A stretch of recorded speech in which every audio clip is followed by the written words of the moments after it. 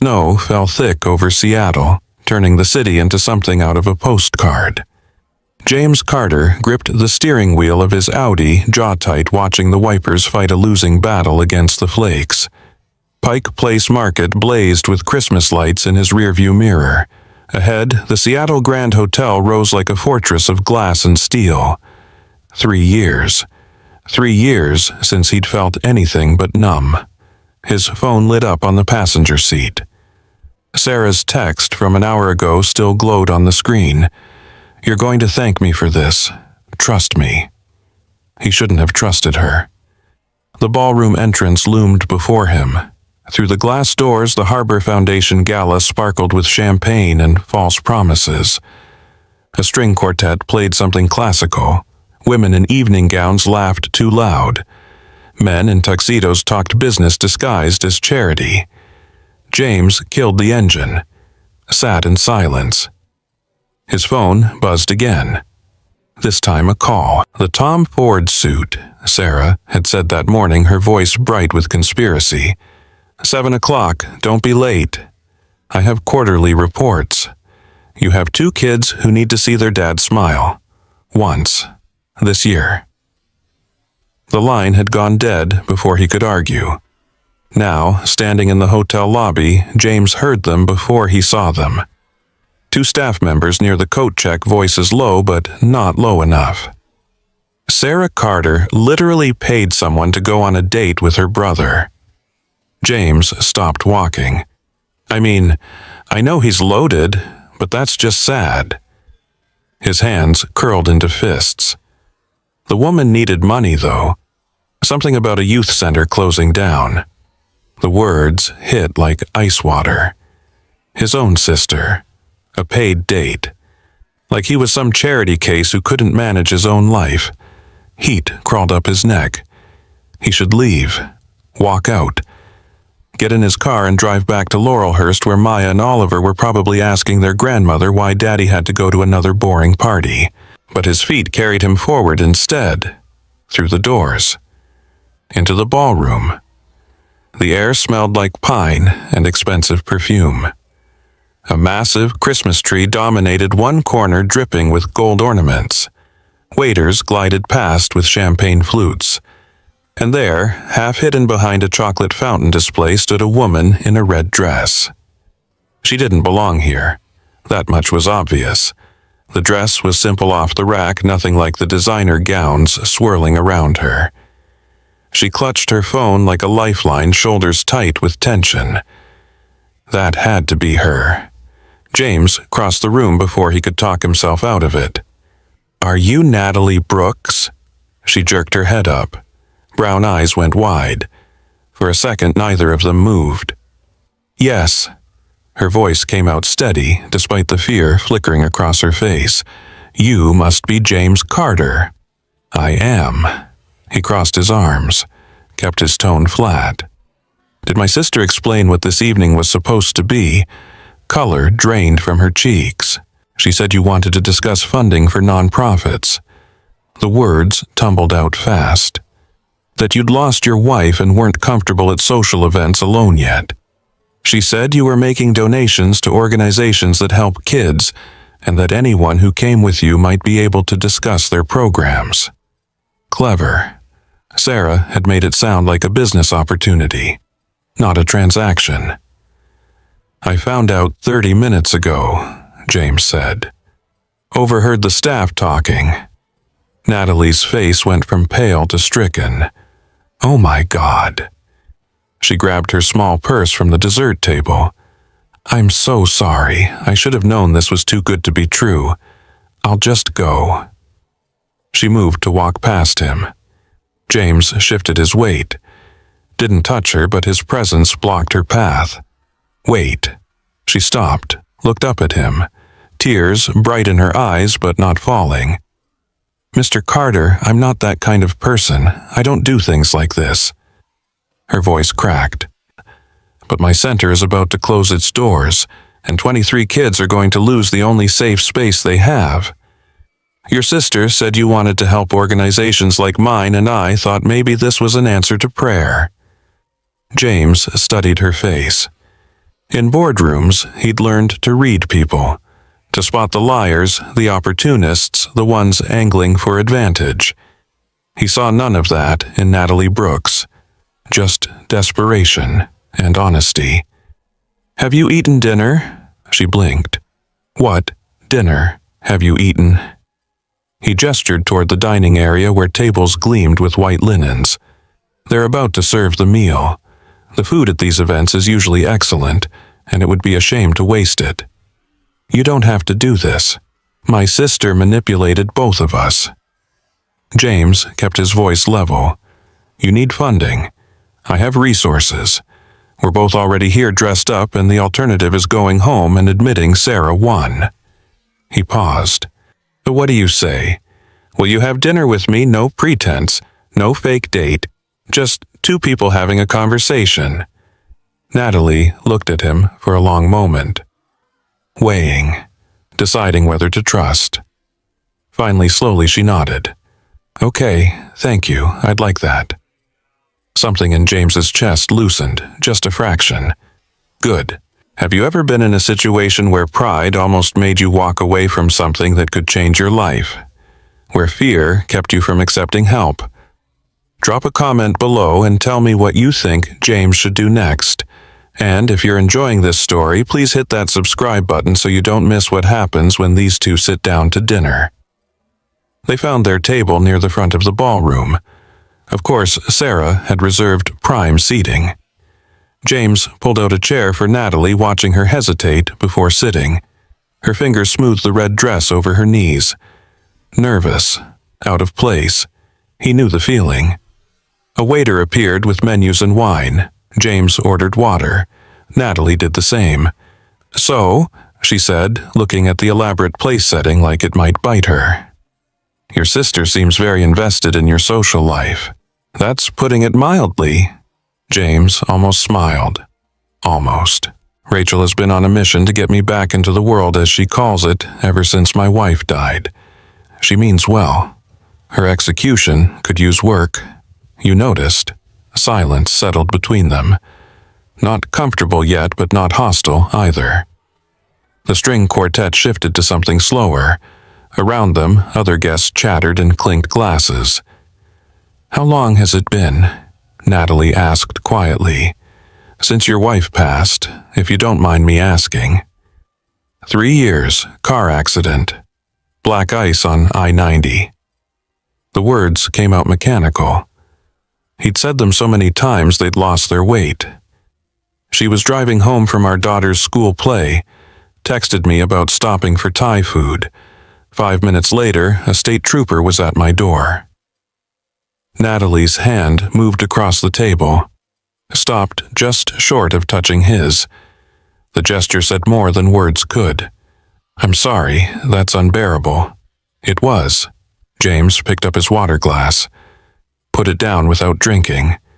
"My kids were 5 and 3. They barely remember her now. That's almost worse than losing her, watching her fade from their memories." "Do you talk to them about her?" "I try, but it's hard to know what to say. How do you explain to a 7-year-old why his mother isn't coming back? How do you tell a 9-year-old that the ache in her chest might never fully go away?" The waiter returned with the first course. Winter salad with candied pecans and pomegranate seeds. Natalie thanked him with genuine warmth that made the young man blush. She took a small bite, and James watched her eyes widen slightly. "This is really good." "When was the last time you ate at a place like this?" She set down her fork. "Honestly, never. This isn't my world, Mr. Carter." "James. James." She tested his name. Liked the sound of it, he could tell. "I grew up in foster care, 9 different placements between ages 6 and 18. The fanciest meal I ever had was Denny's on my 16th birthday when my caseworker remembered it was actually my birthday. I'm sorry. Don't be. It made me who I am." Natalie straightened in her chair, and suddenly the nervousness vanished. In its place, something fierce and focused. "It's why I do what I do. Why Horizon House matters so much. Tell me about it." And she did, For the next 20 minutes, James listened as Natalie described the converted warehouse in Belltown. The kids who came through the doors every afternoon, the tutoring programs and hot meals and safe spaces. She talked about Marcus, a 16-year-old who'd been in the system since he was 8, who taught himself to code using their donated computers. About Sophia, 12, whose single mom worked 3 jobs and needed somewhere for her daughter to go after school. About the twins who'd been removed from their home last year and found stability in Horizon House's art therapy sessions. Her hands moved when she talked, painting pictures in the air. Her voice lost its careful politeness and became passionate, urgent, alive. James found himself leaning forward. "We've been operating for 6 years," Natalie continued, "mostly on donations and grants, but our biggest donor, Mr. Chen, passed away last month. Heart attack. His family isn't interested in continuing his charitable work. We lost 60% of our funding overnight." She paused, vulnerability creeping back in. "Our lease ends January 15th. The landlord wants to sell the building to developers. We have nowhere to go and no money to get there." "How much do you need?" "To make it through next year, $45,000.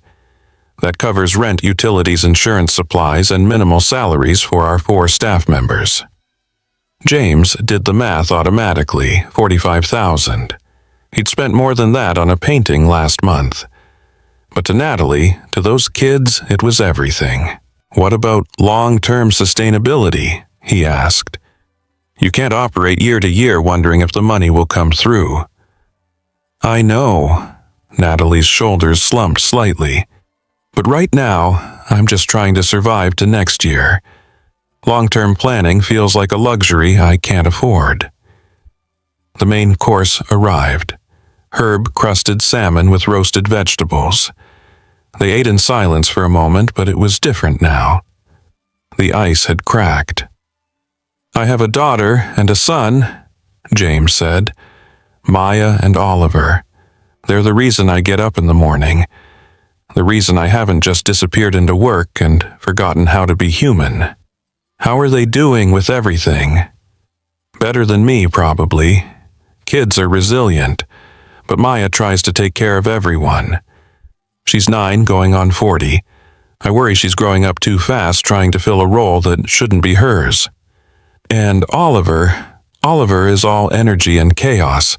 He remembers his mom in fragments, her laugh, the way she made pancakes on Sundays. But they're fading and he knows it. Sometimes I catch him looking at old videos just to hear her voice." Natalie set down her fork. "You're doing better than you think. The fact that you notice what they need, that you are present even when it hurts, that's everything. Most days it doesn't feel like enough. It never does. But showing up is half the battle. Trust me, I worked with kids who had parents who didn't show up at all.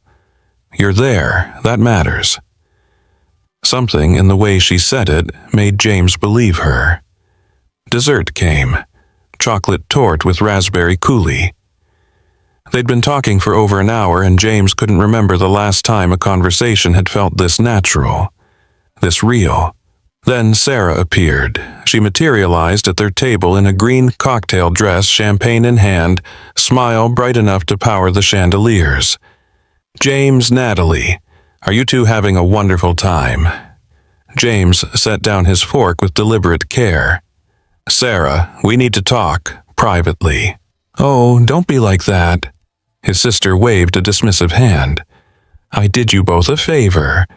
Look at you actually having a conversation with someone who isn't a business associate." "This isn't a date," James said, voice low. "This is you manipulating people for your own purposes. I'm not manipulating anyone. I'm helping my brother remember how to live." Sarah turned to Natalie.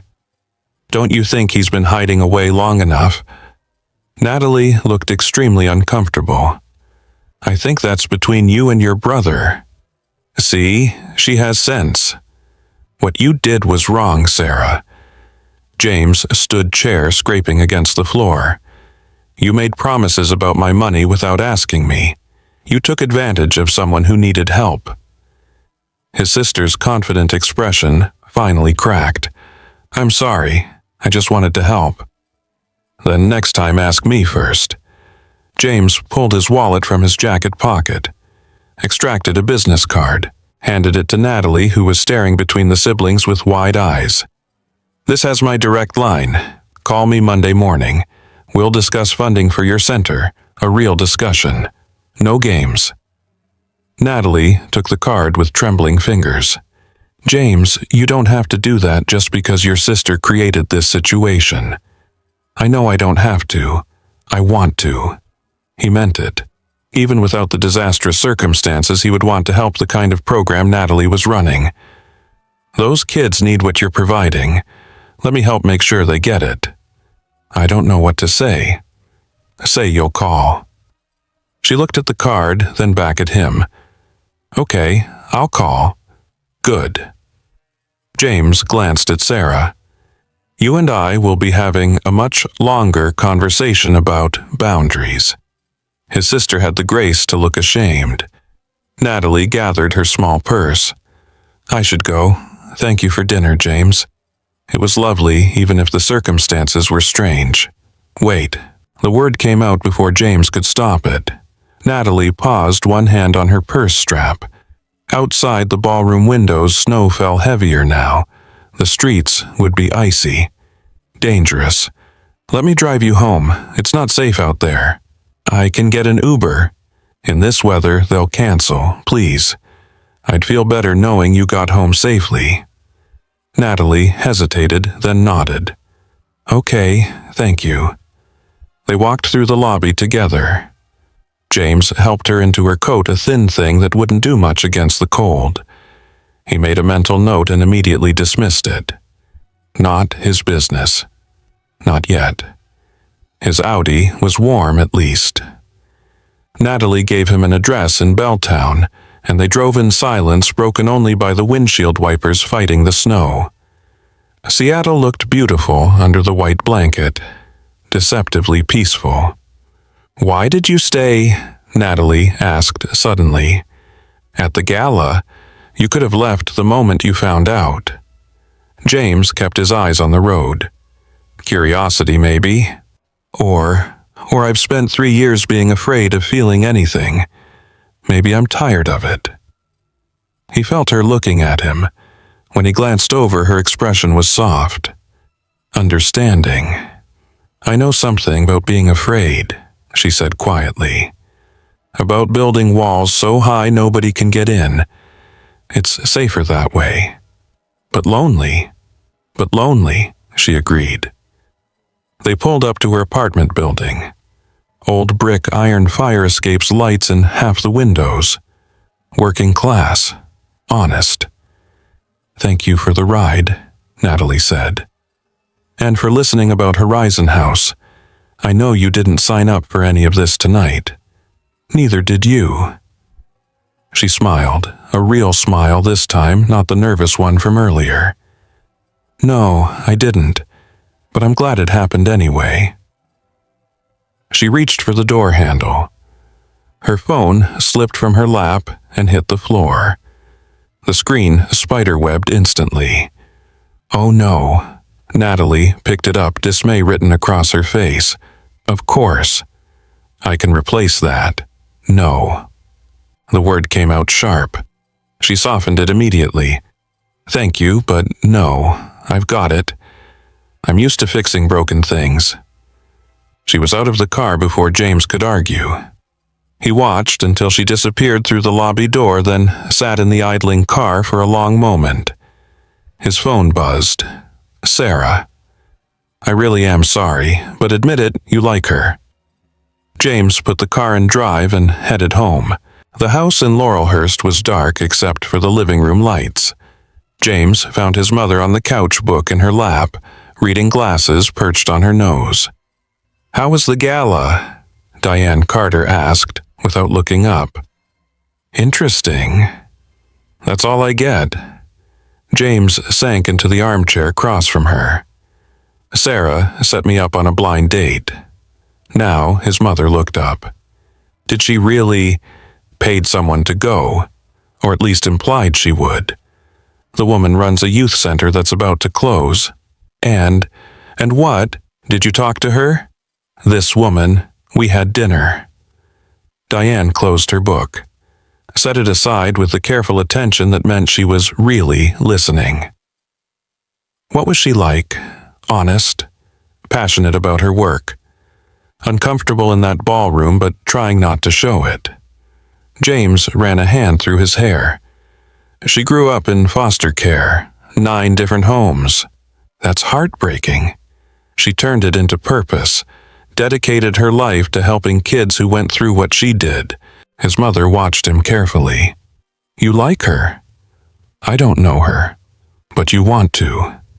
Did, and James thought about Natalie's hands moving as she talked about her kids. The way she'd understood when he spoke about Maya and Oliver. The moment her nervous facade had dropped, and he'd seen the real person underneath. Maybe, he admitted. But it's complicated. It always is. Diane stood, collected her book. For what it's worth, I think Emily would want you to be happy. She loved you too much to want you frozen in grief forever. She kissed his forehead the way she had when he was 6, then headed upstairs. James sat alone in the quiet house, pulled out his phone, looked at the last text from Sarah, typed a response. I'm still angry, but you might have been right, this time. Her reply came instantly. I'm always right. Sleep well, big brother. He climbed the stairs, checked on his kids. Maya was sprawled across her bed, stuffed animals scattered everywhere. Oliver had kicked off his blankets and was sleeping sideways. James tucked him back in, straightened Maya's covers. In his own room, he looked at the framed photo on the nightstand. Emily, smiling, holding baby Oliver Katie, standing beside her, making a silly face. They'd been so happy. I met someone tonight, he said to the photograph. I don't know what it means yet, but I thought you should know. The photo didn't answer. It never did. James set his phone on the charger and saw a new text. Unknown number. This is Natalie. I realized I never thanked you properly for tonight. For listening. For not making me feel foolish. So thank you. I'll call Monday like you asked. He saved her number, typed back, You're welcome. Drive safe if you go out tomorrow. The roads will be bad. I will. Good night, James. Good night, Natalie. He set the phone down and lay in the dark, listening to the house settle around him. For the first time in 3 years, the silence didn't feel quite so heavy. Monday morning arrived cold and bright. James was at his desk by 7, coffee cooling beside his laptop, trying to focus on quarterly reports that suddenly seemed impossibly boring. His phone rang at 9 sharp. Natalie? Hi, she sounded nervous again. Is this still a good time? Perfect timing. For the next hour, they talked through details. Natalie had come prepared with spreadsheets, testimonials, budget projections. Professional, thorough, but underneath the data, her passion bled through. Our current lease is month to month, she explained, which means we could be given notice any time. The landlord wants to sell the building. He's made it clear we're not the kind of tenants he wants. Too much noise, too much activity, not enough profit. What's the property worth? I don't know exactly. Maybe $200,000. It's an old warehouse, needs work, but the location is good. James pulled up property records on his computer. $250,000. Last sold in 2010. Current owner was listed as Mikhail Petrov. We need $45,000 to maintain operations through next year, Natalie continued. But honestly, even if we get that funding, we're just postponing the inevitable. Without a permanent home, we're always one bad month away from closing. James made a decision. It was impulsive, possibly foolish, but it felt right in a way business decisions rarely did. What if you didn't have to worry about rent at all? Silence on the other end of the line. I'm sorry, what if I bought the building? Set you up with a lease so favorable you never have to stress about it again. James, her voice went thick. I can't ask you to do that. You're not asking, I'm offering.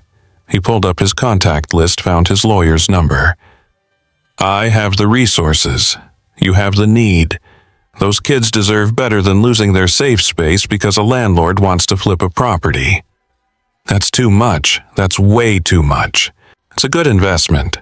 Property values in Belltown are climbing. In 5 years, that building will be worth double. You don't have to justify it with business logic. I know. James stopped typing, leaned back in his chair. But I want to do this, Natalie. Let me help, please. Another long pause, then softly, Okay. Yes. Thank you. I accept. With so much gratitude. Good. I'll have my lawyer contact Petrov today. Can I come see the center? I'd like to understand what I'm investing in. Of course. When? This afternoon. That works. We have our after-school program running from 3 to 6.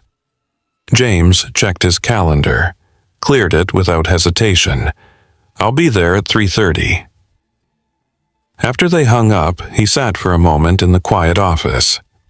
Through the floor-to-ceiling windows, Elliott Bay sparkled in the winter sun. Seattle spread out below him, all glass and water and possibility. His assistant knocked on the door frame. Everything okay? Yeah, Patricia. Everything's good. Can you get David on the line? I need him to handle a property acquisition. Sure thing. Anything else? Clear my afternoon. I have a site visit. Patricia raised an eyebrow but didn't comment. She'd worked for him long enough to know when not to push. Horizon House sat on a corner lot in Belltown, squeezed between a Vietnamese restaurant and a vintage clothing store. The building was exactly what Natalie had described, an old warehouse, brick and solid with large windows that let in light. Someone had painted a mural on the side wall, kids of all colors holding hands under a bright sun. The words Horizon House, where every kid matters, arced above them in bold letters. James parked on the street and sat for a moment watching through the windows. Kids everywhere, playing basketball in what looked like a converted loading bay, clustered around computers, reading in a corner filled with beanbags, chaos and joy in equal measure. He grabbed his coat and headed inside. The front door opened into organized madness. A teenager nearly knocked into him, basketball under one arm, shouting something about a rematch. 2 younger kids raced past with art supplies. Somewhere, someone was practicing piano scales badly. Mr. Carter. Natalie appeared from a hallway wearing jeans and a Horizon House t-shirt, hair pulled back in a ponytail. No makeup. She looked completely different from the nervous woman at the gala and somehow even more beautiful. James, he corrected. James. She smiled, relaxed here in a way she hadn't been at the hotel. Welcome to the chaos. Let me give you the tour.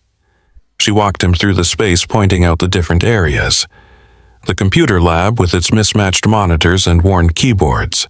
The reading corner where a volunteer was helping a small girl sound out words. The kitchen where 2 teenagers were prepping vegetables for dinner. We serve hot meals every weekday, Natalie explained. For a lot of these kids, it's the only reliable meal they get. In the main room, the basketball game had evolved into something with rules only the players understood. A skinny black teenager in headphones sat apart from the chaos laptop, open fingers flying across the keyboard. That's Marcus, Natalie said softly. He's been with us for 2 years. Came in angry at the world, barely speaking. Now he's teaching himself Python and helping younger kids with homework. As if sensing them watching, Marcus looked up, pulled off his headphones. You're the guy. James blinked. Sorry, the guy who's saving this place. Marcus stood cross to where they stood. Nat told us someone was buying the building, that we didn't have to worry anymore. Marcus. Natalie's cheeks flushed. I said maybe. Yeah, but you never say maybe unless you mean yes. The teenager looked at James with eyes older than 16. She never asks for help, like ever. So if she's letting you help, you must be legit. I'm trying to be. Marcus studied him for another moment, then nodded, satisfied with whatever he saw. Cool, thanks, man. This place saved my life. Literally, I was in a bad place when I got here. What changed? Nat didn't give up on me, even when I gave her plenty of reasons to. He glanced at Natalie with something like devotion. She showed me that someone actually giving a damn makes all the difference. He put his headphones back on and returned to his laptop. James watched Natalie's face. The pride there, the love. He's special, she said quietly. They all are. That's what people don't understand. These aren't bad kids or broken kids. They're kids who've been dealt terrible hands and are doing their best with what they have. They continued the tour. Natalie introduced him to Elena, the assistant director, sharp and warm in equal measure. To Marcus's coding student, a 10-year-old named David, who explained his program with breathless enthusiasm. To Sophia, who showed him her latest charcoal drawing. By the time they circled back to the entrance, James understood. This wasn't just a youth center. It was a home, a family, the thing these kids needed most. Thank you for coming, Natalie said, as they stood by the door, for seeing what we do. Thank you for showing me. James pulled out his phone. I meant what I said. This matters. I want to help make sure it continues. I still can't quite believe it's real. It's real. He met her eyes. I promise. Outside, the winter sun was already setting. 4:30 and almost dark, Seattle in December. Can I ask you something? Natalie said suddenly. Anything. Why are you doing this, really? You don't know me. You could write a check and never think about us again. Why get involved? James considered the question. Thought about Emily, about Maya and Oliver, about 3 years of numbness and the way Natalie's passion had cut through it like light. Because I've spent 3 years going through the motions, he said finally. Working, taking care of my kids, existing, but not really living. And when you talked about this place on Saturday, when you described what it means to those kids, I felt something. Interest, purpose. Something beyond just survival. He paused, choosing his words carefully. My wife died doing something ordinary, driving home from a school play, and I've been terrified ever since that if I do anything beyond ordinary, I'll lose what's left. But maybe that's not living, maybe that's just a different kind of death. Natalie's eyes shimmered. Emily. Your wife's name was Emily? Yeah. She would have loved what you do here. She wanted to be a teacher. Believed every kid deserved someone in their corner. She sounds like she was wonderful. She was.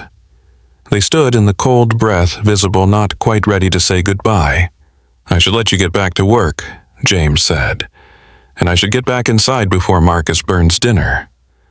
But neither of them moved. Finally, Natalie smiled. Call me when the property deal goes through. I will. And, James, thank you for everything. He drove home through rush-hour traffic, mind full of basketball games and coding lessons and a woman who'd turned her pain into purpose. His phone rang. Sarah. I heard you're buying a building. News travels fast. Patricia mentioned it to Mom. Mom told me. How's Natalie? Remarkable. The word came out without thought. She's doing remarkable work. Uh-huh. Sarah's smug tone was audible. Just business though, right? Goodbye, Sarah. He hung up before she could gloat further. That evening, James made spaghetti for dinner. Maya set the table with careful precision. Oliver helped by eating shredded cheese directly from the bag. "How was school?" James asked, draining pasta at the sink. "Boring," Oliver said through his mouthful of cheese. "We had math." "Math is important." "Math is stupid." "Oliver." Maya shot her brother a look. "Don't say stupid." They sat down to eat, and James noticed what he always noticed: the empty chair. Emily's chair. They'd never moved it, never filled it, just left it there like a ghost at the table. "Dad," Maya was watching him. "Can we ask you something?" "Always." "Grandma said you had dinner with a lady on Saturday." "Of course she had." "I did." "Was it a date?" Oliver's eyes went wide. "Did you kiss her?" "No kissing. It was just dinner. Her name is Natalie, and she runs a program for kids who need help." "What kind of help?" Maya asked. "Kids in foster care. Kids whose families are struggling. She gives them a safe place to go after school." Maya absorbed this with her usual seriousness. "That's nice." "Is she nice?" "Yeah, sweetheart, she's very nice." "Are you going to see her again?" James twirled spaghetti on his fork. "I might. I'm helping fund her program. I visited today, actually." "What was it like?" Now Oliver was interested. "Loud. Chaotic. Good. There was a kid your age teaching himself to code." "Cool." They ate in comfortable silence for a while. Then Maya spoke again, quieter this time. "Dad, is it okay if you have a friend who's a girl?" James set down his fork. "What do you mean? Grandma says Mom would want you to be happy. That she'd want you to have friends, and maybe more than friends." Maya's voice went small. "Is that true?" His throat tightened. "Yeah, sweetheart, it's true. Your mom loved me enough to want me to keep living even after she was gone. But we'll always remember her, right? Always." He reached across the table, took Maya's hand. "Having new people in our lives doesn't erase the people we've lost. It just means we have more love to give." Oliver looked between them, confused, but sensing the weight of the moment. "I think Mom would like if you had a friend," he announced. "Friends are good. They are buddy." After dinner, after baths and stories and tucking in, James stood in his bedroom looking at Emily's photo again. "Met someone," he said to the image. "Her name's Natalie. I'm helping her save a youth center. The kids would have loved her work. You would have too." He picked up his phone, texted Natalie before he could overthink it. "The kids asked about you tonight. I told them about Horizon House. Oliver wants to learn to code now." Her response came quickly. "Ha." "Tell him Marcus would love to teach him. How are you?" "Good. Better than I've been in a while." "Same. Today felt like a dream. Thank you for making it real. Thank you for letting me be part of it." A pause. Then, "Would you want to come back sometime? Not for business. Just to see the kids. Maybe bring Maya and Oliver. We have family day on Saturdays." James stared at the message. This was more than business, more than charity. This was an invitation into her world. "We'd love that," he typed. "This Saturday, my perfect, 10 a.m. to 2 p.m. Fair warning, it gets crazy. Looking forward to it. Good night, Natalie." "Good night, James." He set the phone down and lay in the dark listening to the house settle around him. In 3 years, he'd barely managed to function. Now, after one dinner and one afternoon, something had shifted. Hope, maybe. Or possibility. Or maybe just the beginning of learning how to live again. Saturday morning came with frost on the windows and Maya shaking James awake at 6:30. Dad, we're going to meet Natalie's kids today." James groaned into his pillow. "They're not her kids, sweetheart. They're kids she helps." "Still counts." Maya bounced on the edge of his bed. Can I wear my blue sweater, the one with the snowflakes? Sure. And can we bring something Grandma says you should never show up empty-handed? James cracked one eye open. His daughter stood there in her pajamas, hair a wild tangle, completely serious about etiquette at 6:30 in the morning. We'll figure something out. Now, go wake your brother. Already did. He's eating cereal in his underwear. Of course he was. By 9:30, they were in the car with a box of pastries from the bakery down the street. Maya had insisted on the blue sweater. Oliver wore mismatched socks and a shirt with a dinosaur on it. Both kids vibrated with nervous energy. What if they don't like us? Maya asked from the back seat. They'll like you, James said, watching her in the rearview mirror. How do you know? Because you're likable. Oliver picked at the edge of the pastry box. Will Natalie be there? Yes. Good, I like her. Me too, buddy. Horizon House looked different on a Saturday. More crowded. Families coming and going. A cluster of teenagers on the front steps laughing about something. Through the windows, James could see decorations going up. Christmas lights and paper snowflakes. Natalie met them at the door. Jeans and a red sweater today, flower on one sleeve. You came. Her smile was genuine warm. And you brought reinforcements. This is Maya and Oliver. James put a hand on each of their shoulders. Guys, this is Natalie. Ms. Brooks, Maya corrected automatically. Just Natalie is fine. She knelt down to their level. Your dad told me you wanted to learn about coding Oliver. Oliver nodded, suddenly shy. Well, Marcus is setting up a beginning session in about 20 minutes. Want to join? Okay. And Maya, I heard you like art. We're doing a mural project in the main room. Could use someone with a good eye for detail. Maya's face lit up. Really, really. Just like that, the ice broke. The next 4 hours passed in a blur. Oliver disappeared with Marcus and 3 other kids, all of them clustered around laptops learning basic HTML. Maya found herself with paintbrushes and a wall-sized canvas working alongside Sophia and 2 other girls on a winter scene. James helped where he could, hanging lights, moving tables, refereeing a basketball game that got too competitive. At noon, Elena rang a bell and everyone gathered for lunch.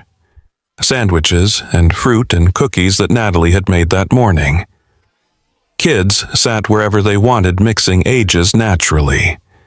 James found himself at a table with Marcus and 2 younger boys who peppered him with questions about his work. So, you make hospital software? One asked, mouthful of sandwich. Basically, yeah. That's cool. My mom's a nurse. She always complains about the computers. A lot of people do. That's what we're trying to fix. Marcus listened quietly, then spoke up. Nat says you bought this building, that we can stay. The table went silent, everyone looking at James now. I did. Why? Good question. James glanced across the room to where Natalie was helping a small girl open a juice box. Because what happens here matters, he said finally. And I had the resources to help make sure it continues. You could have just written a check and never come back, Marcus said. Not accusatory, just observing. I could have, but you didn't. No, I didn't. Marcus nodded slowly. Cool. He took a bite of his sandwich. You should come back. The kids like having new people around, especially people who actually care. After lunch, there was organized chaos, a talent show that involved more enthusiasm than actual talent. Oliver played hot cross buns on a recorder badly. Maya read a poem she'd written about winter. Other kids danced, sang, told jokes. James sat beside Natalie in the audience, their shoulders touching. Thank you for bringing them, she said quietly. They fit right in. Thank you for inviting us. You know what Marcus told me earlier? What? That you're good people. From him, that's the highest compliment. James watched his kids. Maya was laughing at something Sophia whispered. Oliver was showing another boy his recorder, both of them making terrible sounds and finding it hilarious. "They needed this," he said. "I didn't realize how much until now." Needed what? To see other kids. To be part of something bigger than our grief. Natalie's hand found his. Just for a moment. A squeeze of understanding, then released. But the warmth lingered.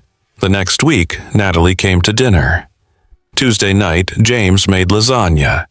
She brought salad and garlic bread and stayed until 9, helping Oliver with homework at the kitchen table while Maya showed her a new drawing. Thursday, she came again. This time with ingredients for cookies. They baked together, all 4 of them, getting flour everywhere and not caring. James stood at the sink washing mixing bowls and watched Natalie teach Maya how to pipe frosting. Patient, encouraging, natural. Something in his chest cracked open. By the second week of December, Natalie was texting him every morning. Good morning, messages that turned into conversations. Photos of kids at the center, updates on the property transfer which his lawyer was handling with impressive speed. James found himself leaving work early. Actually, leaving, not just taking his laptop home. Coming back to dinners that felt less like obligations and more like something he looked forward to. "You're smiling again," his mother said one evening when she stopped by with groceries. Really smiling, not just going through the motions. "Am I? Don't play coy with me, James Michael Carter. It's that girl, isn't it, Natalie?" He couldn't deny it. Friday night they went ice skating at Seattle Center. All 4 of them, plus Sarah's family. The rink was crowded Christmas music playing over speakers lights strung overhead. Oliver fell approximately every 30 seconds and thought it was the funniest thing in the world. Maya held Natalie's hand cautious and careful, but trusting. James skated beside them watching his daughter slowly let someone in. At one point, Maya stumbled. Natalie caught her easily, steadied her. "I've got you," Natalie said, and Maya smiled. Not the careful, controlled smile she usually wore. A real one. Later, James and Natalie skated together while Sarah watched the kids. "This is nice," Natalie said. "Normal. I haven't done something this normal in years. Me either. Does it feel weird, being here with someone who isn't Emily?" James considered the question honestly. "A little, but not bad weird, just different. Good different. Yeah, good different." They skated in comfortable silence, the cold air biting their cheeks, their breath visible in clouds. Then James did something impulsive. He kissed her, right there on the ice, surrounded by strangers and Christmas lights and the faint sound of Bing Crosby. It was quick, chaste, but intentional. When he pulled back, Natalie's eyes were wide. "Was that okay?" he asked. "Very okay." From across the rink, Sarah whooped. Oliver made gagging noises. Maya was smiling that real smile again. They skated back to the group, hand in hand now, and James felt something he hadn't felt in 3 years. Happy. The third week of December brought the Horizon House Christmas party. Everyone pitched in to decorate. James, Maya, and Oliver spent Saturday afternoon hanging lights and setting up tables. Marcus had written a program that made the lights blink in patterns. He demonstrated it with pride, and Oliver was mesmerized. "Can you teach me to do that?" his son asked. "Yeah, man. It's just basic coding. I'll show you." They disappeared into the computer lab. James helped Natalie in the kitchen chopping vegetables for the dinner they'd serve later. "I got the final papers yesterday," she said, not looking up from the carrots she was dicing. "The building is officially yours. Our new lease starts January 1st. How does it feel? Like I can breathe for the first time in months." She set down the knife, turned to face him. "I still can't believe you did this." changed everything for us. You changed things for me, too. How? You reminded me that life happens outside boardrooms and quarterly reports, that there are things worth caring about beyond just survival. Natalie wiped her hands on her apron, stepped closer. James, can I ask you something? Anything. What are we doing this? She gestured between them. Us. I know we're friends. I know you're helping the center. But when you kissed me last week, that felt like more than friendship. James set down his own knife. It was more than friendship. So, what is this? I don't know yet, he admitted. But I know I think about you all the time. I know my kids talk about you constantly. I know that for the first time since Emily died, I'm looking forward to tomorrow instead of just dreading it. I think about you too, Natalie said softly. All the time, and it scares me. Why? Because I've never had this. Never had someone who stays. What if I don't know how to do this right? What if I mess it up? James took her hands.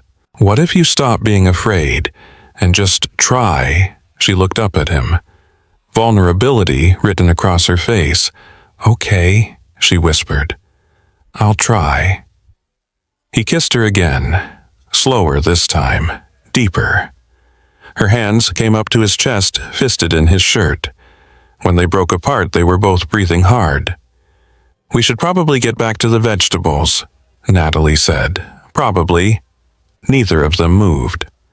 Elena stuck her head into the kitchen. Oh, oops, sorry. Just wanted to say Marcus is looking for you, James. Something about showing Oliver the light program. Right, thanks. James stepped back, straightened his shirt. To be continued. Definitely to be continued, Natalie agreed. Christmas shopping happened the following Tuesday. James took the kids to the mall and somehow Natalie ended up joining them. I need to get gifts for the Horizon House staff, she explained. Figured I'd knock it out while I'm thinking about it. They wandered through stores, Maya. Taking the mission very seriously, Oliver getting distracted by every shiny thing. At one point, a stranger stopped them. You have a beautiful family, the woman said, smiling at all four of them. Before James could correct her, Natalie said, Thank you. The woman moved on. James looked at Natalie. She was blushing, suddenly fascinated by a display of ornaments. You didn't correct her, he said quietly. No, I didn't. Why not? Because in that moment it felt true. Maya tugged on Natalie's sleeve. Can you help me pick something for Dad? He's impossible to shop for. I'd be honored. They disappeared into a bookstore, leaving James with Oliver. His son looked up at him with serious eyes. Do you like Natalie? Yes. Like her? Yes, buddy, I like her. Good, me too. She's nice, and she makes good cookies, and she doesn't talk to me like I'm a baby. Those are all excellent qualities. Are you going to marry her? James nearly choked. That's moving pretty fast. Grandma says when you know, you know. Grandma says a lot of things. Oliver shrugged, already distracted by a Lego display. I think Mom would like her, if Mom was still here. The casual way he said it, like he'd given it real thought, made James's throat tight. Yeah, Oliver. I think Mom would like her too. That Friday, they had dinner at Diane's house. The whole family. Sarah and her husband and kids. James's aunt and uncle, who lived in Tacoma. A full table. Diane had insisted Natalie come. You're part of this family now, she'd said when Natalie tried to decline. No arguments. So, Natalie sat between Maya and James, fielding questions from relatives, laughing at Sarah's stories, helping Diane bring dishes to the table. At one point, Diane pulled her aside. James watched from across the room as his mother spoke quietly to Natalie, saw Natalie's eyes fill with tears, saw his mother hug her tightly. Later, when he asked what they'd talked about, Natalie just smiled. She told me I've given her son back, that she sees you again when she looks at you now. What did you say? I told her you did that yourself. I just reminded you how. Christmas Eve arrived with fresh snow and clear skies. James took the kids to the candlelight service at Diane's church, the same service they'd attended every year with Emily. He'd been dreading it, but Natalie came with them and somehow that made it bearable. Maya held Natalie's hand during the carols. Oliver fell asleep on her shoulder during the sermon, and when they lit candles and sang Silent Night, James looked at his makeshift family and felt something like peace. In the car afterward, Maya spoke from the back seat. That was the first Christmas Eve service that didn't make me sad. Yeah, because Natalie was there. Is that okay? James met Natalie's eyes. She was wiping away tears. That's more than okay, sweetheart. New Year's Eve found them at James's house. No party, no crowds, just the four of them. They made homemade pizza, played board games that Oliver changed the rules to constantly watch the ball drop in New York on TV, even though it was only 9 their time. At 10, James carried a sleeping Oliver upstairs. Maya followed yawning. When he came back down, Natalie was cleaning up the kitchen. You don't have to do that. I know. But I wanted to. They worked in comfortable silence, loading the dishwasher, wiping down counters. This was a perfect evening, Natalie said. It was. Better than any New Year's I can remember. James dried his hands on a towel, turned to face her. Come here. She stepped into his arms. They swayed slightly, even though there was no music. I need to tell you something, James said. Okay. I'm falling in love with you, Natalie. Maybe I already have. I don't know exactly when it happened. Maybe when you talked about Horizon House with so much passion. Maybe when you didn't run when I told you about Emily. Maybe the first night at the gala when you admitted you needed help. Natalie pulled back just enough to see his face. Tears streamed down her cheeks. I'm terrified, she whispered. Of what? Of loving you back. Of this being real. Of waking up and finding out it was too good to be true. It's real. I promise you this is real. I've never had this, James, a family, someone who stays. What if I don't know how to do it right? Then we'll figure it out together. He cupped her face gently, thumbs wiping away tears. I'm terrified too, but I'm more terrified of not trying, of letting fear win again. I love you, Natalie said suddenly. I love you and your kids and this life we're building. I love you so much it scares me. James kissed her, deep and slow and full of promise. When they broke apart, they were both crying. Happy New Year, he whispered against her forehead. Happy New Year. They moved to the couch, curled together under a blanket, talking quietly about everything and nothing. About the year that had passed. About the year ahead. Where do we go from here? Natalie asked. Forward, James said. Together. Together, she agreed. Outside Seattle, celebrated with distant fireworks. But inside James's house, wrapped in Natalie's arms, he felt like he'd already found everything worth celebrating. The first week of January brought decisions. Natalie's lease on her apartment ended in March. They'd been dancing around the question for weeks, both knowing where this was heading but afraid to say it out loud. Maya forced the issue. Why doesn't Natalie just live here? She asked over breakfast on a Tuesday morning. James nearly choked on his coffee. What? She's here almost every day anyway, and she could have the guest room for her office. It makes sense. That's a big step, sweetheart. Do you love her? Yes. Does she love you? Yes. Do we like having her around? Very much. Maya spread jam on her toast with careful precision. Then ask her to move in, duh. Oliver nodded enthusiastically, mouth full of cereal. That evening, after the kids were in bed, James and Natalie sat in his study. She was grading papers from a tutoring session. He was pretending to review contracts. "Maya asked me something this morning," he said. Natalie looked up. "Oh."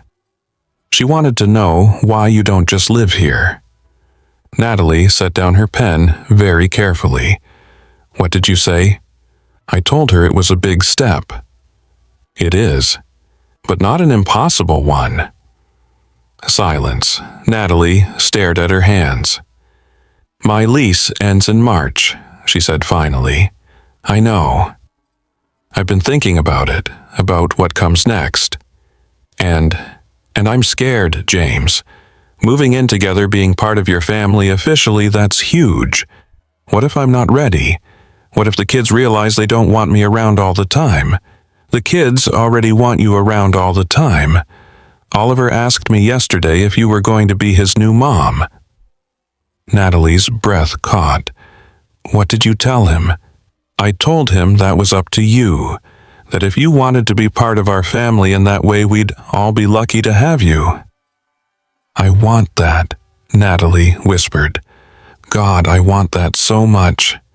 But I've never had a family before, never had people who stayed. What if I mess it up?" James moved from his chair to kneel beside hers, took her hands. "You won't mess it up, and even if things get hard, we'll figure it out. Together. That's what families do." "You make it sound simple." "It is simple. Do you want to be here with us? More than anything. Then be here, move in. Let us be your family. Let yourself be ours." Natalie looked at him with tear-bright eyes. "Okay, yes, I'll move in." James kissed her soft and sweet and full of promise. "March feels like a long time away," he said against her lips. "We have time. The kids need time to adjust. I need time to adjust." "Fair enough." They sat together in the quiet study making plans and dreaming dreams while Seattle slept outside the windows. February arrived with Valentine's Day looming. James had been carrying the ring in his pocket for 2 weeks, waiting for the right moment. He'd bought it on impulse after New Year's. Simple, elegant, exactly Natalie's style. But every time he thought about proposing, something stopped him. Too soon, too fast. She'd just agreed to move in. Don't push. Then Maya cornered him in the kitchen. "You're going to propose, right?" James nearly dropped the coffee pot. "Excuse me," to Natalie, "you're going to ask her to marry you." "How did you know I was even thinking about that?"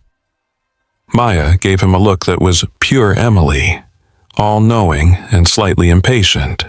"Dad, you look at her the way you used to look at Mom, and you've been weird for weeks, checking your pocket all the time like you're making sure something's still there." Nothing got past his daughter. "If I was thinking about it," James said carefully, "would you be okay with that? Are you kidding? Yes. Obviously yes. Even though it means things will change." Maya hopped up on the counter, swinging her legs. "Things already changed. They changed the day Natalie came over with cookies. This just makes it official. What about Oliver?" "Oliver asked me yesterday when the wedding would be. He wants to carry the rings." James laughed. "Of course he does. So, when are you going to ask her?" "I don't know yet. I want it to be special. Valentine's Day is in 4 days. Too obvious. You're overthinking this, Dad." Maybe he was. That night, lying in bed, James pulled out his phone, texted Natalie. "Can I take you somewhere tomorrow? Just the two of us. There's something I want to show you." Her response came quickly. "Mysterious. I like it. What time?" 2, I'll pick you up." "It's a date." James stared at the ceiling, heart pounding. Tomorrow. He'd do it tomorrow. Either she'd say yes, or she'd say it was too fast. But he had to try. Lakeview Cemetery sat on a hill overlooking Seattle. green and peaceful even in winter. James parked near the entrance, hands tight on the steering wheel. Natalie looked around, confused. Then understanding dawned. "James, you don't have to do this. I want to. I need to." He turned to face her. "You're important to me, to my kids, and Emily was important to all of us. I wanted you to meet her, or at least to come here, to know that you're not replacing anyone. You're just adding to what we had." Natalie's eyes filled with tears. "Okay, I'm honored." They walked together through rows of headstones. James knew the way by heart. 3rd row from the oak tree, 4 graves in. Emily's headstone was simple. Marble, her name and dates. Beloved wife and mother. Fresh flowers sat in the built-in vase, his mother's doing. "Hi, Em," James said softly. "I brought someone I wanted you to meet. Her name's Natalie. She runs a youth center for kids in foster care. She's kind and strong and so good with Maya and Oliver." He paused, gathering courage. "I'm falling in love with her. Maybe I already have. And I hope that's okay. I hope you'd understand. You loved me enough to want me to keep living, not just surviving. Natalie is helping me do that." Natalie knelt beside the grave, ran her fingers over Emily's name. "Hi, Emily," she said, voice shaking. "Thank you for loving them first, for giving them such a strong foundation. I promise I'm not trying to replace you. They talk about you all the time. Maya has your eyes. Oliver has your smile." Tears streamed down her face now. "I'll take care of them. I'll love them as fiercely as I can. And I'll make sure they never forget you. You'll always be their mom. I'm just grateful to be part of their lives in whatever way they'll have me." James knelt beside her, took her hand. Snow began to fall, gentle, soft, like a blessing. They sat together in silence, the 3 of them. Emily, in memory. James and Natalie in the present. The past and future meeting in the quiet of a cemetery on a winter afternoon. Finally, Natalie spoke. "Thank you for bringing me here. Thank you for understanding." They stood, brushed snow from their knees. "Can I tell you something?" James asked. "Anything. I brought you here because I wanted Emily's blessing. Not literally, but spiritually, I guess. I wanted to feel like this was okay, like loving you wasn't betraying her." "And do you feel like it's okay?" James looked at the headstone, thought about Emily's laugh, the way she'd loved fiercely and without reservation, the way she'd made him promise in those last lucid moments in the hospital to keep living. "Yeah," he said, "I do." They drove to a coffee shop in Capitol Hill, sat by the window watching pedestrians hurry past in the cold. "I have something to tell you," James said. Natalie wrapped her hands around her mug.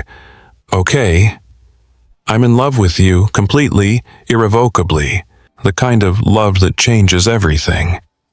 "James, let me finish. I know this is fast. I know we've only known each other a few months, but I also know that you're it for me. You're the person I want to wake up next to, the person I want to raise my kids with, the person I want to build a life with." He pulled the ring box from his pocket, set it on the table between them. Natalie stared at it like it might explode. "I'm not asking you today," James said quickly. "This isn't a proposal, not yet. I just wanted you to know that this is where I'm headed, that when you move in, it's not just about convenience or logistics. It's about building toward a future, together." Natalie picked up the box, opened it slowly. The ring sparkled in the coffee shop light. Simple, beautiful, exactly right. "It's perfect," she whispered. "You're perfect." "I'm not. I'm terrified and messy and I have no idea what I'm doing." Me too, but we can be terrified together. Natalie closed the box, handed it back to him. Ask me again when the time is right, when we're both ready, but know that the answer's going to be yes. James's heart soared. Yeah, absolutely yes. They kissed across the coffee shop table, laughing and crying and not caring who saw. Outside, snow continued to fall on Seattle. But inside, wrapped in Natalie's promise, James felt nothing but warmth. February blurred into March with boxes and decisions and the slow, careful process of blending lives. Natalie packed her apartment on weekends. Maya and Oliver helped, treating it like an adventure. Oliver found a photo tucked in a drawer. Young Natalie, maybe 8 years old, standing in front of a house with a social worker. "Is this you?" he asked. Natalie took the photo, studied it. "Yeah, that was my 4th placement. The Johnsons. They were nice, but already had 3 kids of their own. There wasn't really room for one more." "That's sad." It was. But it taught me something important. What? That home isn't about a building or blood relation. It's about people who choose to love you. Oliver hugged her waist. "We choose you." Natalie knelt, pulled him close. "I choose you too, buddy." Maya watched from across the room, arms full of books. "All of us. All of you, absolutely." The first week of March, they moved Natalie's belongings into the Laurelhurst house.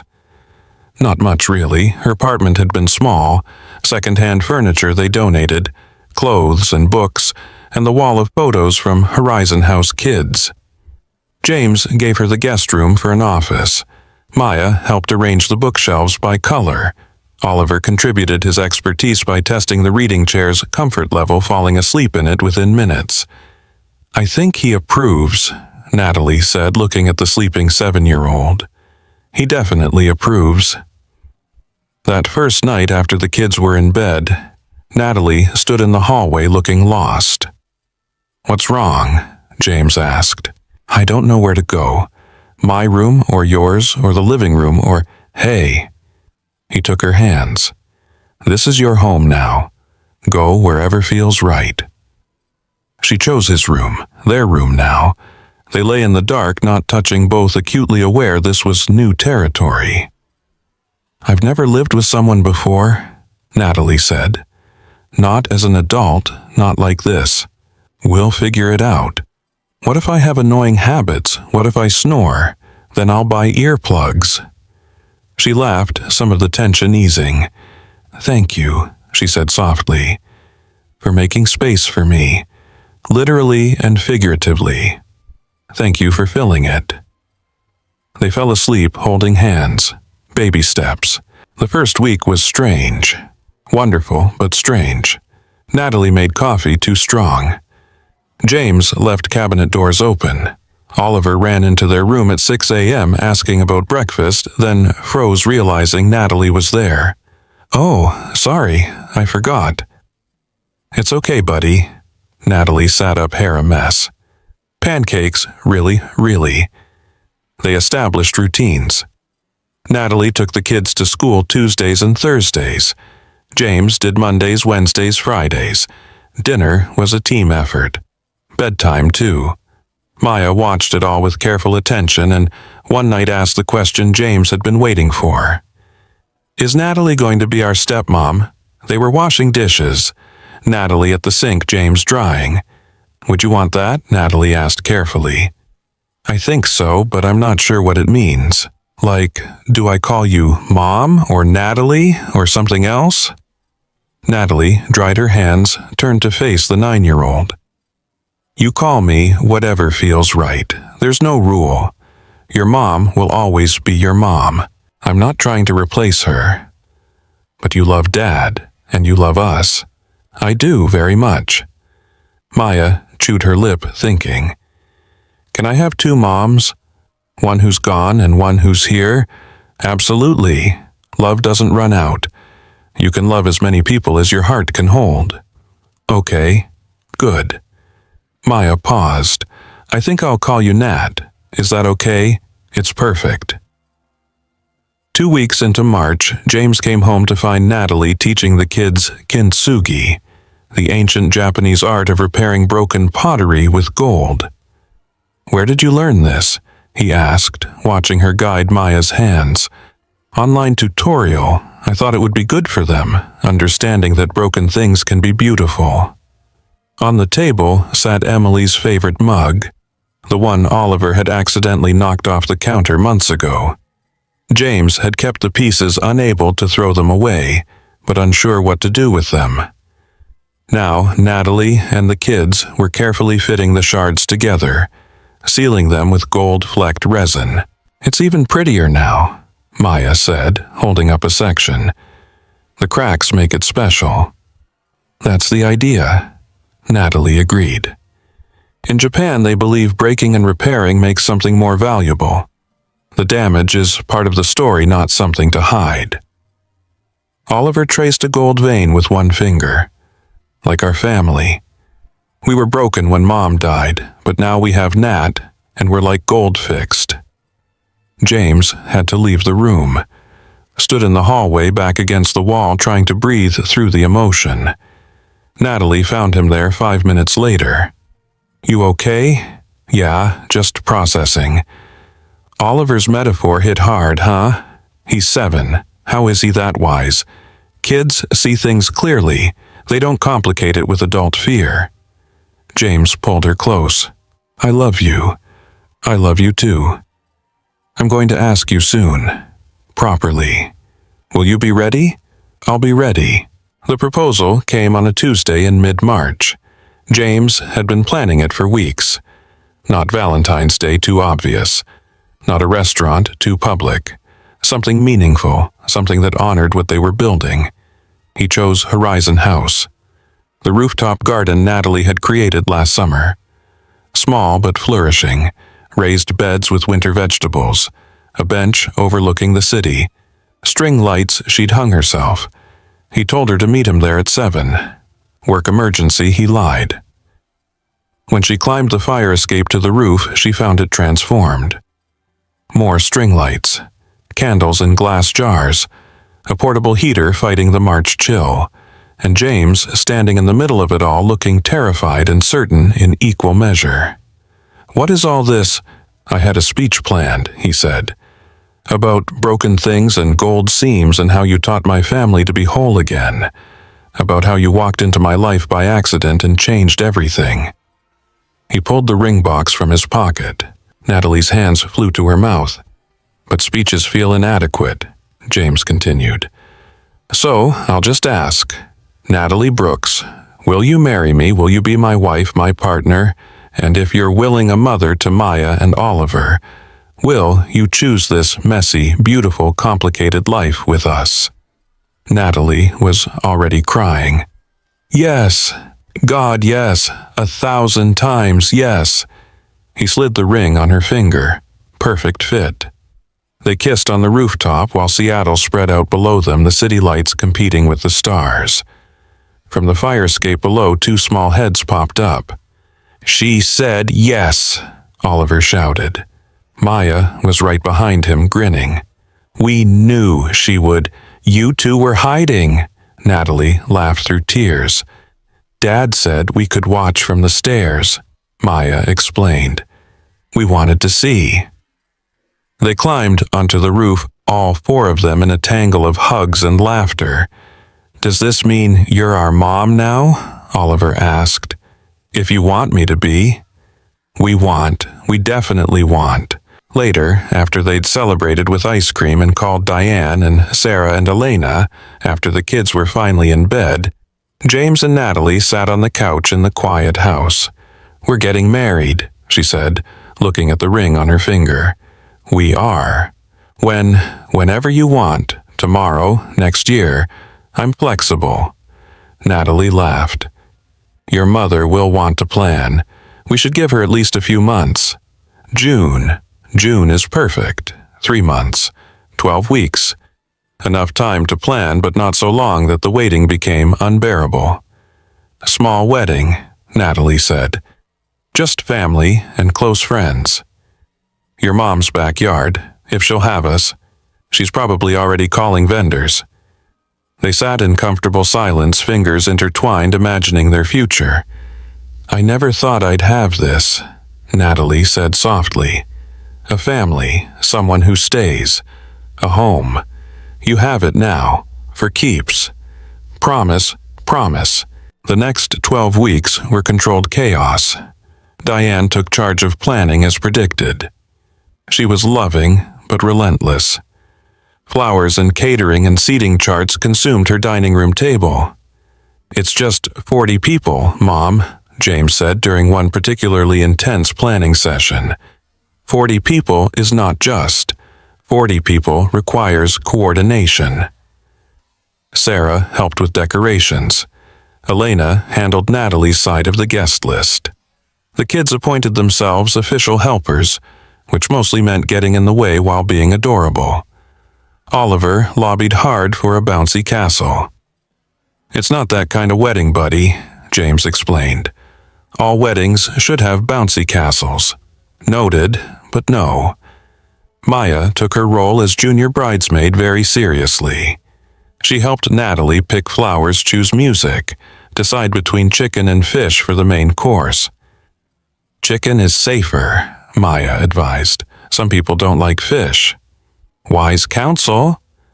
I know. I'm very mature. Dress shopping happened in April. Natalie, Elena, Diane, and Maya drove to a bridal boutique in Bellevue. Natalie tried on 7 dresses before finding the one. Simple, elegant, not too formal but clearly bridal. Maya burst into tears when she saw it. What's wrong, sweetheart? Nothing. You just look so pretty, like a princess. Dad's going to cry. I hope so. Elena dabbed at her own eyes. I can't believe this is happening. 6 months ago, you were about to lose Horizon House. Now you're getting married. Life is weird, Natalie agreed. The best kind of weird. The hard conversation came in early May. Natalie and James sat with the kids after dinner, everyone at the table. We need to talk about the wedding, James said. About how we honor Mom while celebrating this new chapter. Maya had been waiting for this. I have an idea. Tell us. What if we have an empty chair at the ceremony with Mom's picture? So she's there too, in spirit. Oliver nodded enthusiastically. And I can carry the rings because that's an important job. Those are both great ideas, Natalie said. But I want to make sure you're okay. Really okay. This is a big change. We're okay, Maya said with certainty. We miss Mom. We'll always miss Mom. But we love you too. Both things can be true. And Dad's happy, Oliver added. Like really happy, not fake happy. James hadn't realized his son had noticed the difference. You make him smile the real way, Oliver continued. And you make good cookies, and you help with homework, and you don't get mad when I spill stuff. Those are compelling arguments, Natalie said, fighting tears. Maya reached across the table, took Natalie's hand. We want you to be our mom, official mom. Is that okay? It's more than okay. It's everything I've ever wanted. They sat together, this family built from loss and choice and love, and made plans for a wedding that would honor the past while celebrating the future. May brought final preparations and mounting excitement. The property transfer for Horizon House completed. The building was officially in Natalie's name, held in trust for the nonprofit. Security for the kids she served. Marcus graduated high school with honors, got accepted to University of Washington on a full scholarship for computer science. You did this, he told Natalie at his graduation party. You believed in me when nobody else did. You did this yourself. I just provided the space. Still, thank you. For everything. He hugged her, this kid who'd come to Horizon House angry and closed off 2 years ago, now a young man heading to college. Natalie cried, obviously. At home, the wedding countdown was everywhere. Oliver made a paper chain removing one link each day. Maya had a checklist of tasks, checking them off with serious precision. James just tried to stay out of the way. "I'm not allowed to have opinions about napkin colors," he told Marcus during a tutoring session at Horizon House. Probably wise. "Apparently, I'm only required to show up and cry. You're going to cry. Definitely going to cry." The bachelor party was low-key. Dinner with Sarah's husband and a few close friends. No strippers, no Vegas. Just good food and better conversation. "You sure about this?" one friend asked. "Moving this fast? Never been more sure of anything. She's good for you, man. We can all see it." They could. James knew they could. He was different now. Lighter. More present. Actually living instead of just surviving. Natalie's bachelorette party happened the same night. Elena took her and a few Horizon House staff members to a wine bar in Capitol Hill. "Last night of freedom," Elena teased. "Freedom is overrated. I choose commitment. Look at you all mature and settled." "I know. Who am I?" They laughed and drank wine and made toasts to new beginnings. The night before the wedding, Natalie stayed with Elena per tradition. They sat on the couch in Elena's apartment, glasses of wine in hand. "Ready to be a Carter?" Elena asked. "I've been ready my whole life." "You know, your life is going to change completely, right? Marriage and instant motherhood. That's a lot." "I know, but I want it, all of it." Elena studied her. "You're not scared, terrified, but the good kind of scared, the excited kind." Natalie's phone buzzed. "James. Can't sleep, too excited to marry you." She typed back, "Same, see you at the altar." "I'll be the one crying. I'll be the one ugly crying." She showed Elena the texts. "You two are disgustingly cute." "I know, I love it." They stayed up late talking about everything and nothing. About the journey that had brought Natalie here. From foster care to nonprofit director to bride. "You deserve this," Elena said seriously. "All the happiness, all the love, don't ever forget that." "I won't." At James's house, he was having a similar conversation with his mother. "You're sure about this?" Diane asked, sitting on the edge of his bed like she had when he was young. "Completely sure. Emily would approve, you know. She loved you too much to want you frozen in grief." "I know, Mom. I've made my peace with it." "And the kids are thrilled. They love Natalie. She's exactly what we needed." Diane patted his hand. "Then I'm happy for you. For all of you." After she left, James checked on Maya and Oliver, both asleep. Oliver clutching his ring-bearer pillow like a teddy bear. James stood in the doorway watching them breathe. His kids, who'd been through so much, who'd come out the other side stronger and more open-hearted than he'd dared hope. "Tomorrow, we become official," he whispered. "A real family."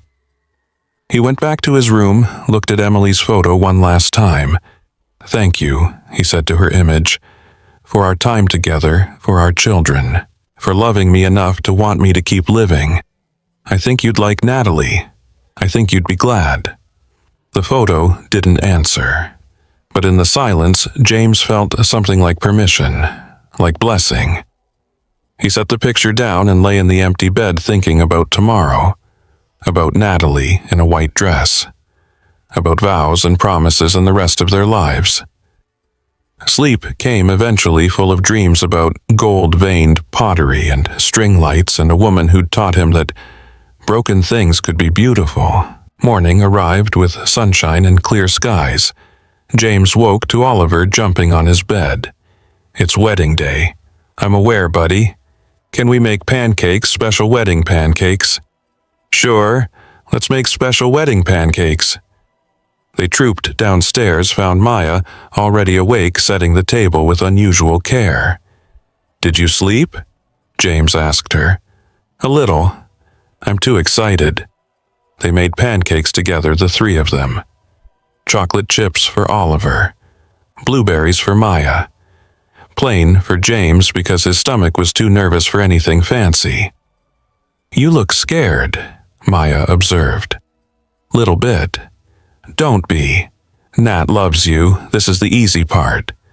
Out of the mouths of babes. At Elena's apartment, Natalie was going through similar jitters. "What if I trip walking down the aisle?" "You won't trip." "What if I cry through my whole vows and nobody can understand me? Then you cry through your vows. James will understand anyway." "What if I forget to say I do?" "Nat, breathe. You're getting married to the love of your life. Everything else is just details." Natalie took a shaky breath. Let it out slowly. "Okay, you're right. I can do this. You can do this." The dress went on without incident. Elena helped with the zipper. Makeup was simple, natural. Hair in soft curls. When Natalie looked in the mirror, she barely recognized herself. "I look like a bride," she said, wonder in her voice. "You are a bride." "I'm getting married today." "You are." "I'm going to have a family." "You are." Natalie turned to Elena, eyes bright with tears. "Thank you for being here, for believing in me all these years. Always. Now, let's get you married."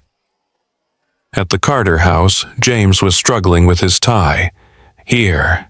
Diane took over fixing it with practiced hands. "There. Perfect." "I'm nervous, Mom." "That's normal." "What if I mess up my vows?" "You won't. And even if you do, Natalie will love you anyway." Oliver appeared in his tiny suit bow tie, slightly crooked. "Dad, I've been practicing. Want to see me walk with the rings? Show me."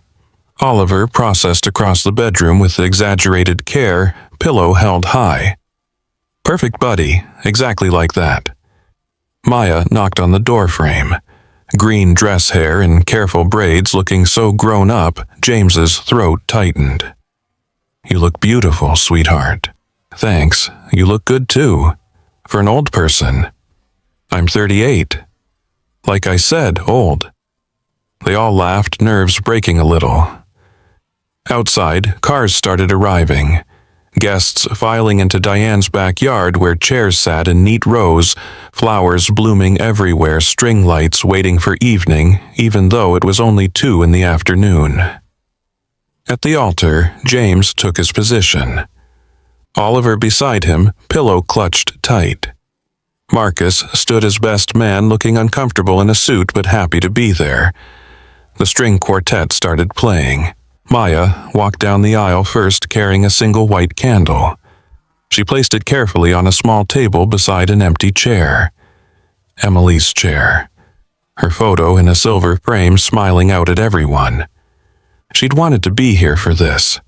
In spirit, she was. Then the music changed. Natalie appeared at the end of the aisle, and James forgot how to breathe. She was stunning. The dress was simple, exactly her style. White, flowing, elegant, without being fussy. Her hair fell in soft curls around her shoulders. She carried wildflowers, not roses, not traditional, perfect. But it was her face that destroyed him. The way she smiled through tears, the way her eyes found his and stayed there. Elena walked beside her maid of honor, doing her job. But halfway down the aisle, Natalie stopped, looked at Maya and Oliver sitting in the front row. "Will you walk me the rest of the way?" she asked. The kids didn't hesitate. Maya took one hand, Oliver the other. Together, the three of them came forward. Not tradition. Better than tradition. James tried to keep it together. Failed completely. Tears streamed down his face before Natalie even reached him.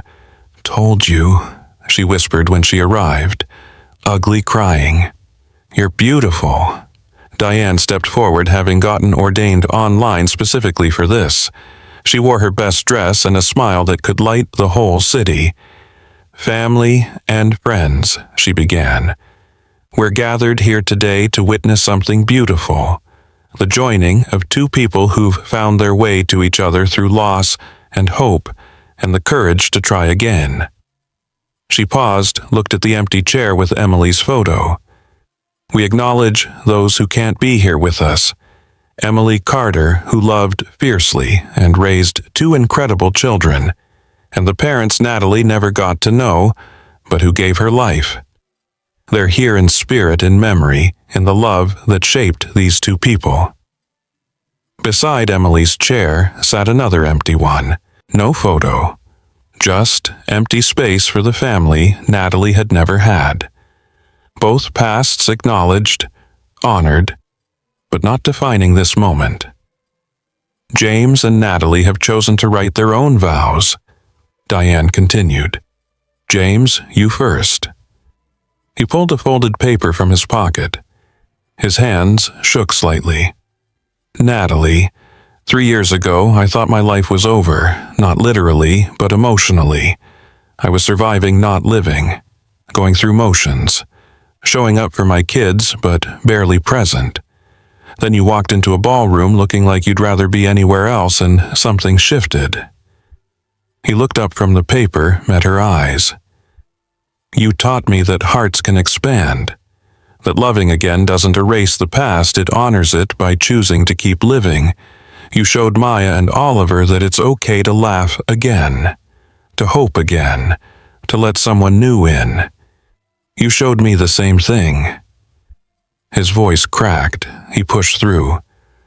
"I promise to love you fiercely, to support your work, your dreams, your mission, to be a partner in everything the mundane and the magical, to never take you for granted, to choose you every single day for the rest of my life, to be the family you never had and always deserved." Natalie was sobbing openly now. Diane handed her a tissue. "Natalie," Diane prompted gently. Natalie didn't have notes, just spoke from the heart. "James, I've spent my whole life looking for a place to belong. 9 foster homes, dozens of temporary families, always the outsider, always waiting for the other shoe to drop. Then I met you and your kids, and suddenly everything made sense." She wiped her eyes, kept going. "You didn't just give me love. You gave me home. Not a building, not an address, but a place where I belong, where I'm chosen, where I'm wanted. You saw all my broken pieces and decided they were beautiful." Her voice steadied, grew stronger. "I promise to love Maya and Oliver as my own, to honor Emily's memory and never try to replace her, only to add to what she started. I promise to show up every day with patience and love, to let you in even when I'm scared, to build this life with you brick by brick, day by day, to be your partner, your friend, your family, forever." There wasn't a dry eye in the audience. "Do you have rings?" Diane asked. Oliver stepped forward with his pillow concentration fierce. He made it to the altar without dropping anything. Small miracle. James took Natalie's ring, slid it onto her finger. "With this ring, I choose you." Natalie took his hands, trembling. "With this ring, I choose you back." "Then, by the power vested in me by the internet," Diane said, getting a laugh, "I now pronounce you husband and wife. James, kiss your bride." He did. Soft at first, then deeper. Natalie's arms went around his neck. The audience erupted in applause and cheers. When they broke apart, both were laughing and crying. "We're married," Natalie whispered. "We really are." They turned to face their guests. Hands joined, and James felt the weight of the past 3 years lift. Not erased, but transformed. Outside Diane's yard, Seattle spread out under June sunshine. Not a snowflake in sight. The long winter had finally ended.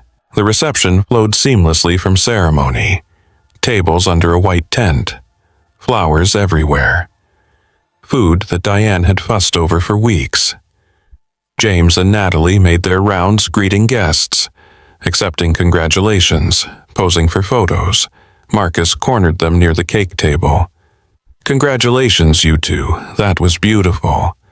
Thank you for standing up with me," James said, honored to do it. Marcus hugged Natalie. "You deserve all of this. Every bit of happiness. So do you. How's the UW preparation going?" "Good. Nervous, but good." They talked for a few minutes before other guests pulled them away. Sarah materialized with champagne. "I don't want to say I told you so, but—" "Then don't," James said. "Too late. I told you so." She hugged him tight. "I'm so happy for you, both of you. Your meddling worked out this time. My meddling always works out. You just don't appreciate my genius." Dinner was served. Chicken and fish as Maya had advised. Toasts began. Diane went first.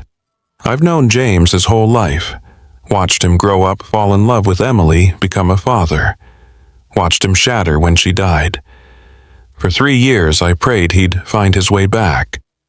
Not back to who he was, but forward to who he could be." She looked at Natalie. "You gave me my son back. Not the same version. A better one. Stronger for having been broken. Thank you for loving him and my grandchildren. Welcome to the family." Elena's toast came next. "I've known Natalie for 5 years. Watched her pour everything into Horizon House, into kids who needed someone to believe in them. She gave and gave and gave, never asking for anything back. Today, she gets to receive. Love, family, home.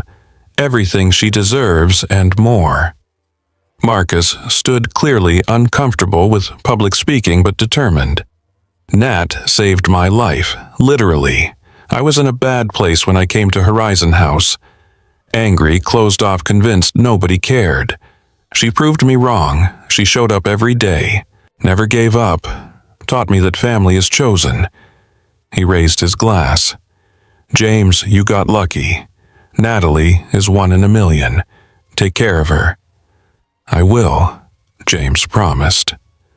The toasts continued. Laughter and tears in equal measure. Then it was time for the first dance. The tent lights dimmed, string lights overhead sparkled. The quartet played something slow and romantic. James pulled Natalie close. "How does it feel, Mrs. Carter? Like coming home?" They swayed together, barely moving, just holding each other. "Thank you," Natalie whispered. "For what?" "For asking me to dinner that first night. For not running when you found out Sarah's scheme. For giving me a chance. Thank you for taking it." Halfway through the song, Maya and Oliver cut in. "We want to dance too."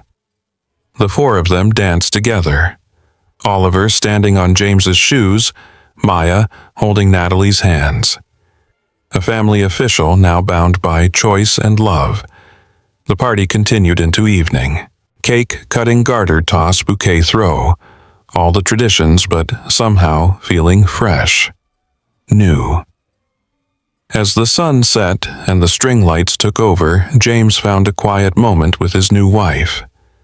"Happy, absurdly happy," Natalie said. "You, never been happier in my life." They stood together watching their guests mingle. Kids running around. Adults laughing. The whole community they'd built. "Ready to get out of here?" James asked. "Where are we going?" "Somewhere quiet. Just us. The kids are staying with my mom tonight." Natalie's eyes widened. "Oh, right. The wedding night." "No pressure. We can just sleep. I know today was exhausting." She kissed him. "Let's go." They'd booked a suite at the Fairmont Olympic. Downtown Seattle. Elegant. Private. James carried Natalie over the threshold because tradition demanded it. She laughed the whole way. The room was beautiful. City views, champagne waiting, rose petals on the bed that Natalie immediately felt embarrassed about. This is too much. It's our wedding night. It's supposed to be too much. They stood in the middle of the suite, suddenly awkward. Married now, sharing a bed permanently, but still new at this. "I'm going to change," Natalie said, grabbing her overnight bag. She disappeared into the bathroom. James loosened his tie, took off his jacket, looked at the rose petals, and laughed. Sarah's doing, probably. When Natalie emerged, she wore simple pajamas, no fancy lingerie, just soft cotton. "Sorry, I know this is supposed to be romantic, but I can't breathe in anything tight right now. You're perfect." They climbed into bed, faced each other. "Hi, husband," Natalie said. "Hi, wife." They kissed. Slow, tender, no rush. What happened next was private. Sacred. Theirs alone. But later, wrapped in each other's arms, Natalie spoke into the darkness. "I used to imagine what this would feel like. Having someone. Being chosen. It's better than I imagined." Yeah, because it's real and it's you." James kissed her forehead. "Get some sleep, Mrs. Carter. We have the rest of our lives for this." "Promise, promise." They fell asleep tangled together. New husband and wife. New family. New beginning. 1 year later. December arrived in Seattle with the first real snow of the season. James stood at the window of Horizon House watching it fall. Inside, the annual Christmas party was in full swing, bigger than last year. More kids, more hope.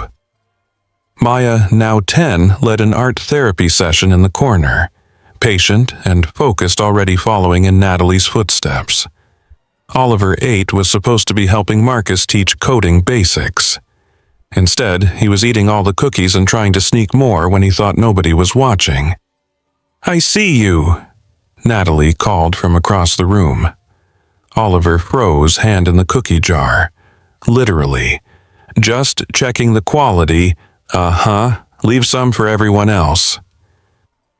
She moved through the chaos with practiced ease. 6 months pregnant now, glowing radiant. Her hand rested on her belly, a constant unconscious gesture. James crossed the room to her. "How are you feeling?" "Good.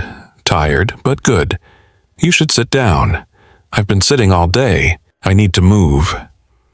Elena appeared with a clipboard. "Nat, the donation coordinator, is here.